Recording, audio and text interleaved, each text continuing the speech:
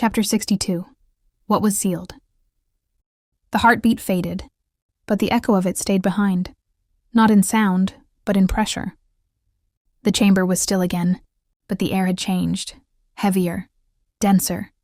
Every breath Decima took tasted like old smoke and deeper magic. Daniel stood beside her, unmoving.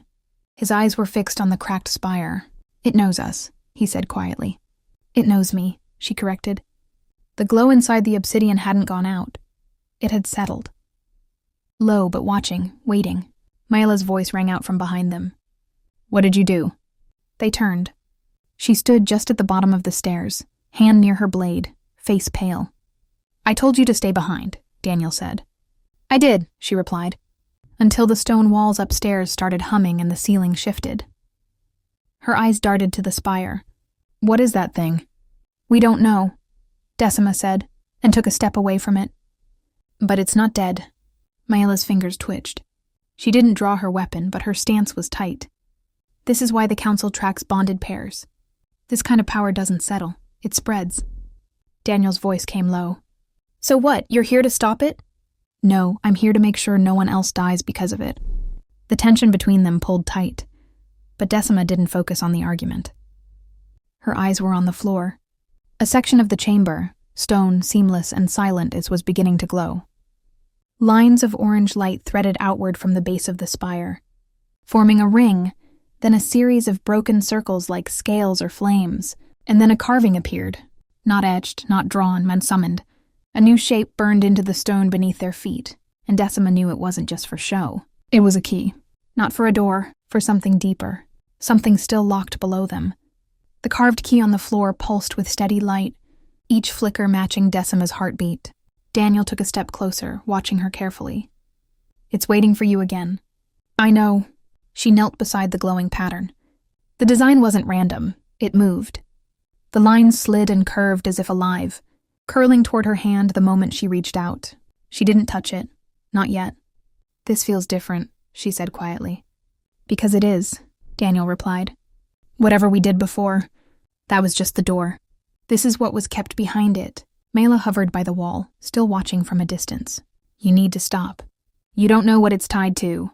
Decima glanced up at her. "No one ever knows, Myla. That's how we lost everything in the first place." Then she pressed her palm to the center of the key. The light snapped inward, not violently, but fast, and the entire floor shuddered beneath them. The chamber went dark. No flame, no glow, just silence and pressure. Then heat. It bloomed from beneath the floor like a rising breath. The stone circle they stood on cracked, not breaking apart, but splitting into segments, which began to rotate slowly. Daniel stepped to her side. The carvings on the wall flared once, and then the center of the floor dropped. A circular platform, with all three of them on it, descended smoothly into darkness. No rails, no sound, only the low hum of power, waking after centuries of silence. The air grew hotter as they descended. The magic thicker. Decima could feel it now. Not just around her, but inside her. The dragon magic, the spellbinding fire, the reason she was drawn here, not to uncover history, but to remember it. The platform settled with a low thud. No clang, no impact, just the weight of something ancient coming to rest. The chamber below was vast. The ceiling arched high above them, shaped from dark stone veined with faintly glowing threads, like cracks holding back fire. The air was heavy with heat, but breathable. No walls were carved here. No symbols marked the ground. This place didn't need explanation. It was a vault, but not for treasure. At the center of the chamber stood a raised stone ring, thick, about 2 meters wide, blackened, fused with some kind of reddish gold, crystal that shimmered faintly under the surface. It pulsed. Decima stepped forward. The pulse matched hers. She didn't have to ask Daniel if he felt it. He stood still, mouth slightly open, watching the ring like it might speak. Myla remained behind them, quiet now. The heat seemed to silence even her instincts. Decima approached the ring and stopped a few steps short. There was something inside. She couldn't see it. Not clearly. But the air above the stone rippled like heat over a road. Something shifted just beneath the surface of the crystal. Light. Scales or bone. She couldn't tell. It was alive. Not fully. Not awake, but present. Daniel joined her side. "Is that a body?" No, she said slowly. It's a soul. The word came without thinking, like it had been waiting in her mouth.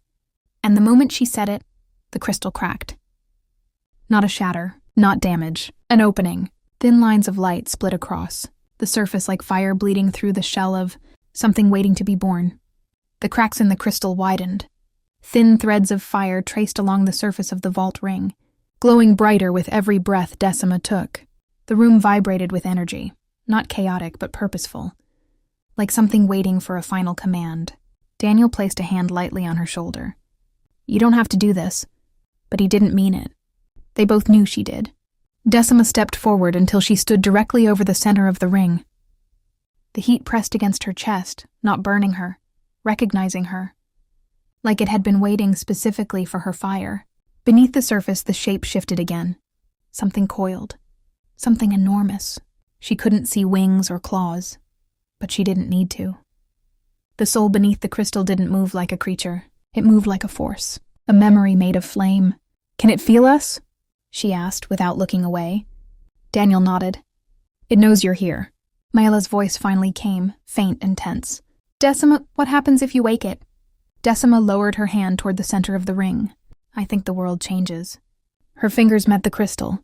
The fire inside surged. A pulse of light swept through the chamber, rolling outward in a ring. It didn't knock them back. It simply passed through them, testing, judging, accepting. The crystal beneath her hand shimmered once, then melted away beneath her palm. No smoke, no collapse, just a slow, deliberate dissolve into light. From below, a breath, heavy, alive, ancient, and waking.